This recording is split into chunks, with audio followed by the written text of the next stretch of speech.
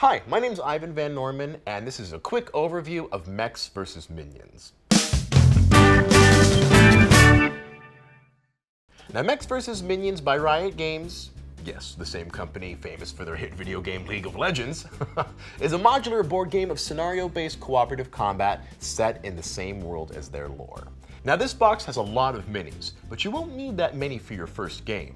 Once you've read your intro letter from Rumble, you can set up by grabbing the tutorial folder, this green folder right here, to start laying out the board. Keep in mind, you can cut straight to the Operation Short Fuse as your first game, but we'll be setting up the tutorial in this video.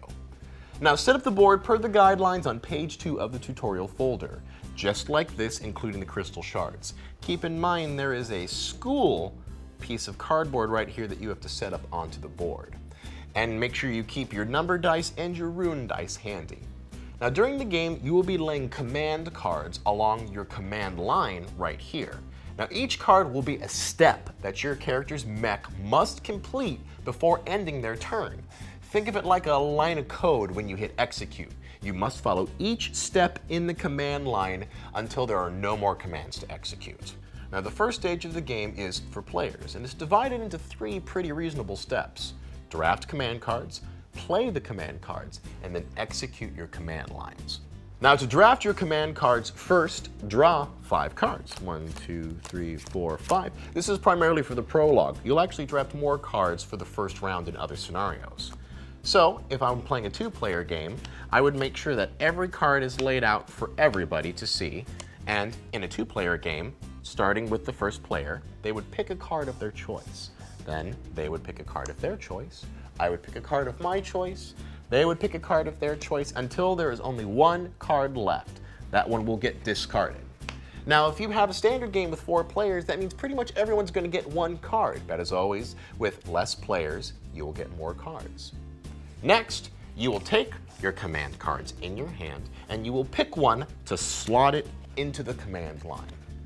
Now, if you have a certain type down already, you can place another command card of the same type onto that same command line, powering up the ability on top with the card below. So, for example, I had a Scythe card here, which for the first level, it makes my mech turn 90 degrees, and then I can attack 1 target in a 1 square space AoE around me.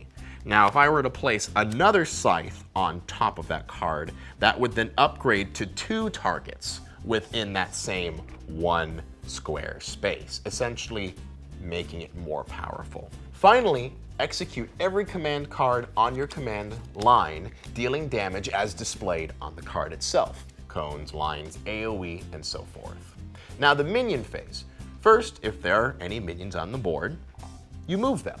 Now, each scenario tells you how minions move, but for now, let's just assume they move towards the closest mech.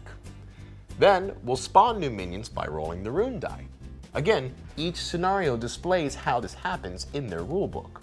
Finally, at some point, you may take damage, whether the scenario tells you to, or because a minion is next to your mech by the end of the second phase. Now, to deal damage, draw a damage card and either activate it immediately, slot it into your command line, or keep it close as it affects everything on the board. This one, for example, is Stuck Controls, and it has a slot in the command line symbol up here. I'm going to roll the dice, and I'm going to slot it into command line 5 right here, since I rolled a 5. And that's it. Most of the other specifics will actually be laid out in each one of the scenario booklets.